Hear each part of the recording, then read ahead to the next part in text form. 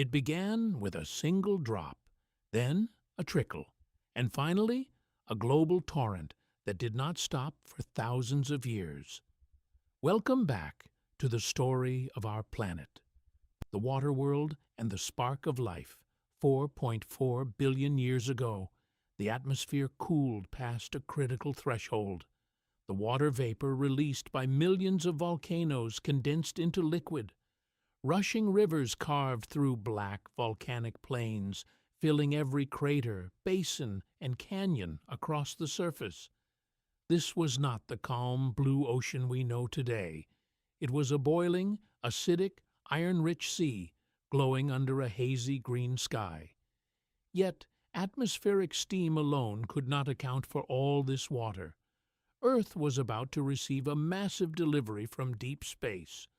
During a period known as the Late Heavy Bombardment, millions of icy comets and water-bearing asteroids slammed into the planet. Each icy visitor carried a microscopic treasure, water molecules trapped inside mineral crystals for billions of years. Drop by drop, impact by impact, space transformed Earth from a desolate rock into a water world. 95% of the planet was submerged, but without land, without minerals leaking into the water. Life remained out of reach. Towering over this watery abyss was our young moon, still dangerously close to Earth.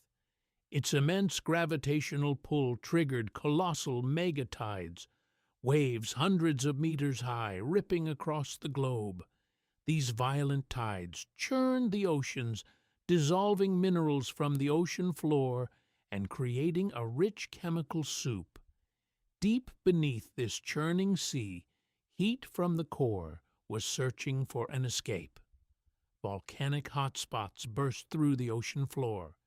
Mantle plumes forced molten granite upward, cooling as it met the sea. Layer by layer, volcanic islands broke through the surface of the infinite sea. These were the first proto-continents, the birth of Earth's land masses. Unlike the ocean floor, granite was light and buoyant. It floated on the denser mantle below, destined to survive for billions of years. As the planet's outer shell cracked into tectonic plates, a planetary conveyor belt was born, plate tectonics. This tectonic engine recycled carbon, regulated temperature, and shaped the face of our planet forever. The atmosphere was still toxic, rich in carbon dioxide and methane, devoid of oxygen. Sunlight could barely penetrate the orange haze. Lacking an ozone layer, deadly ultraviolet radiation scorched the surface. Land was a sterile wasteland. If life were to begin, it could not survive on land. It needed a sanctuary. Miles beneath the surface, safe from deadly radiation, the abyss hid a secret world. Here, towering hydrothermal chimneys spewed scalding mineral fluid into the freezing ocean depths. Scientists call them hydrothermal vents. These deep-sea chimneys became the crucibles of life. Spewing hydrogen, methane, and sulfur, they generated electrical thermal currents, a natural battery built into the ocean floor. Inside these microscopic rock pores, simple organic molecules began to collect, trapped in warm, mineral-rich chambers. Amino acids, brought by meteorites and synthesized in hydrothermal heat, joined together into complex protein chains. Then came the ultimate breakthrough, a molecule capable of holding code, replicating itself, and passing down instructions. RNA, the precursor to DNA. For the first time in Earth's 4 billion-year history, chemistry transformed into biology. Around 3.8 billion years ago, Luca was born, the last universal common ancestor. Every living organism on Earth today, from trees to whales to human beings, shares a direct genetic link to this single microscopic cell. These primitive microbes were extremophiles. They fed not on sunlight, but on toxic chemicals spewed from the core. For millions of years, life remained hidden in the deep, dark ocean, locked in a struggle for survival. But life is restless. Eventually, microbes mutated, developing mechanisms to harvest a new source of energy. They drifted into shallow coastal waters where sunlight pierced through the murky waves. 3.5 billion years ago, a revolutionary organism emerged in these sunlit shallows, cyanobacteria. These tiny organisms unlocked a biological superpower, photosynthesis. They absorbed sunlight, carbon dioxide, and water, and released a toxic waste product into the sea. That toxic waste product was oxygen.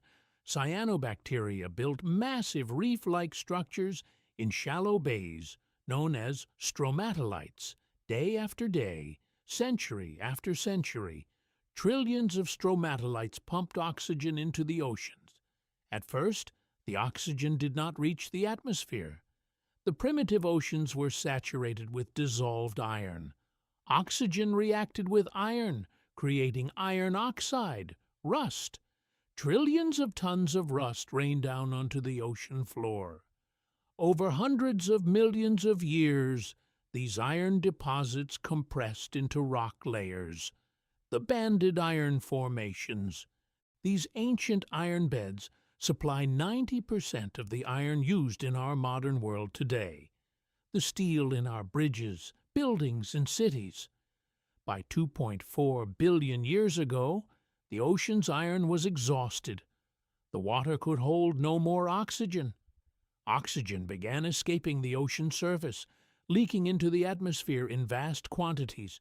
The great oxidation event, the toxic orange sky transformed.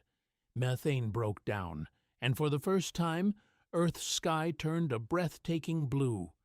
Higher in the atmosphere, oxygen molecules bonded under sunlight to form ozone, a protective shield against lethal radiation. For anaerobic life, oxygen was a deadly poison. The Great Oxidation Event triggered the first mass extinction in Earth's history. Countless species perished, but those that survived adapted, learning to breathe oxygen and unlocking unprecedented metabolic energy. This oxygen revolution set the stage for complex life. But oxygen had an unintended, catastrophic side effect. Oxygen destroyed the atmospheric methane that kept the planet warm. Earth began to freeze violently from pole to pole. The planet plunged into the Huronian glaciation, the longest and coldest ice age in history. For 300 million years, Earth was a frozen ice cube suspended in space. Snowball Earth. Temperatures plunged to minus 50 degrees Celsius. Surface life was obliterated. Earth seemed dead.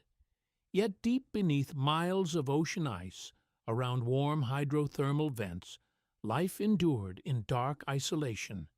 It would take millions of years of volcanic eruptions, punching through the ice sheet and filling the air with carbon dioxide, to melt the global freezer.